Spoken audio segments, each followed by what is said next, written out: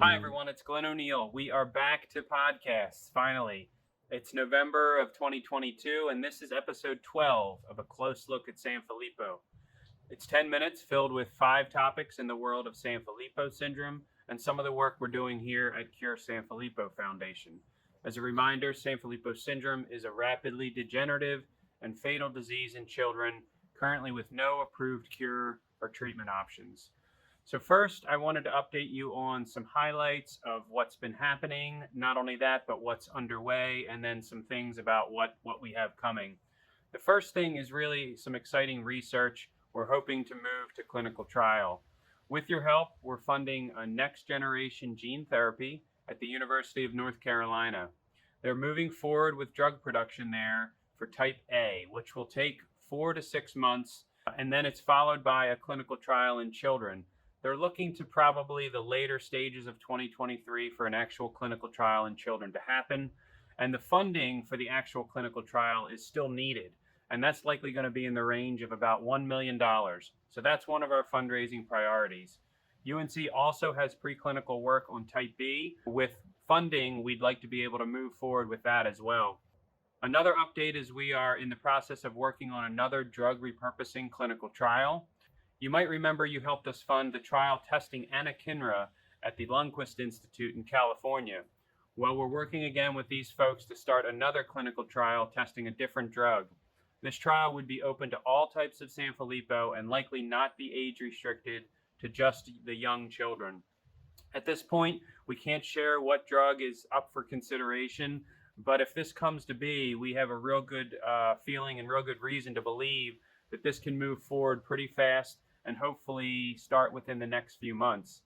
And lastly, we've conducted another grant round and have received some really exciting applications.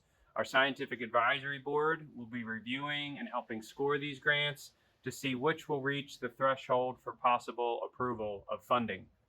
One new thing this time around is we also have a fellowship award where we're hoping to stimulate new young researchers to have interest in working in Sanfilippo and hopefully get interested for their entire career. Several other projects are moving through our pipeline and are in need of funding to take from preclinical work to actually doing clinical trials in children. And the faster that we can move these through, the more options we can create for children and families. Second up is to talk about our next big fundraising campaign to help fund some of the work we just talked about. We're gearing up for Giving Tuesday on November 29th. It's going to be a big campaign, and we hopefully will be having a lot of families participate via Facebook and Instagram fundraisers. Our goal as a foundation and a group of families is to raise $200,000 this Giving Tuesday. And we know that's a high goal. But with your help, we've raised over $150,000 in a previous year Giving Tuesday. So we do know it's possible. And with so much to fund to try to better these children's lives, we have to be aggressive at fundraising.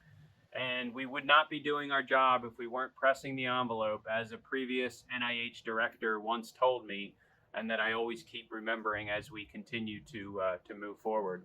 Another huge accomplishment that you've made happen is the global clinical guidelines for Sanfilippo syndrome. For so many years, parents would hear from physicians after being diagnosed with Sanfilippo, take your child home and love them. There's nothing that can be done.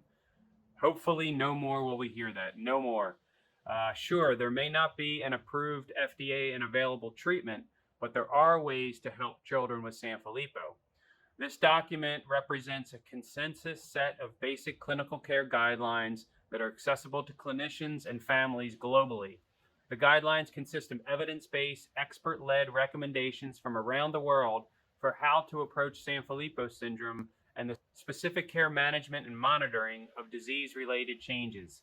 Some of these things include symptoms that should raise suspicion for the diagnosis of Sanfilippo syndrome, methods of establishing the diagnosis, evaluating, monitoring, and managing neurological, gastrointestinal, airway, musculoskeletal, and many other complications that develop.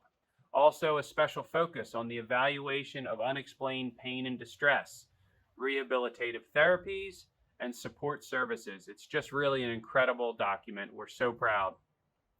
Next is just a follow-up since our first Sanfilippo Community Conference called Advance 2022 in mid-July. Hopefully many of you knew about that conference, but this brought together key stakeholders in the Sanfilippo space, parents, clinicians, scientists, biotechs, therapists, all together for the same conference to interact, to collaborate, and to discuss important Sanfilippo syndrome topics. Even regulatory FDA folks were in attendance, which is just fantastic. A few highlights of the conference were the breakout discussion of inflammation.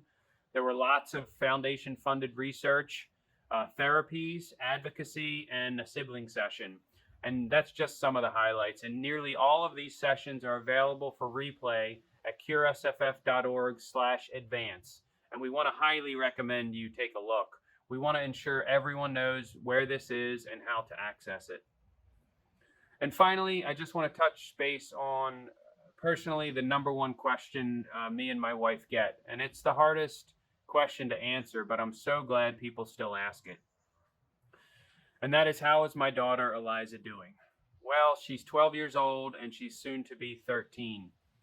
She was in a gene therapy clinical trial along with 20 other children back in 2016. We believe that did help her some. Although we do know now, years later, that the amount of drug that she received was not an efficacious dose. Still, we believe possibly it helped slow or stave off some of the degeneration that's part of Sanfilippo syndrome. As the years go on and the disease does progress in her, we do our best to focus on the positives. At the same time, we want to be realistic and transparent to the followers and supporters, many who go back all the way 9 years to when she was diagnosed. As many know, Eliza lost her speech around the age of 7. She still vocalizes and lets us know her likes and dislikes through her various utterances. You know, if she's hungry, she'll let us know. If she likes a TV show like Schoolhouse Rock and some of the episodes, she'll jump around the house with a happy yell, you know, and we love to see it. We do focus on the positives. But she is having more fatigue and she doesn't run like she used to. But she can still walk down to the end of the road and walk back by herself with someone being with her. She has had some trouble eating. We do cut her food up small, but lately she's doing very well in chewing it properly before swallowing. She can also use a fork and a spoon to feed herself with some minor assistance. We do focus on the positives, and sometimes it might just be the look in her eyes. It's interesting how, as a parent, you transition over the years with your child as your child transitions. We love her so much, and all in all, we're thankful and blessed she's doing as well as she is. So thank you to those who ask. Thank you to those who say hello to her and acknowledge her when they see her. It means a great deal to us. Well, that's it. That's our time. Thank you for listening, following, and enjoy the rest of your day. Thank you.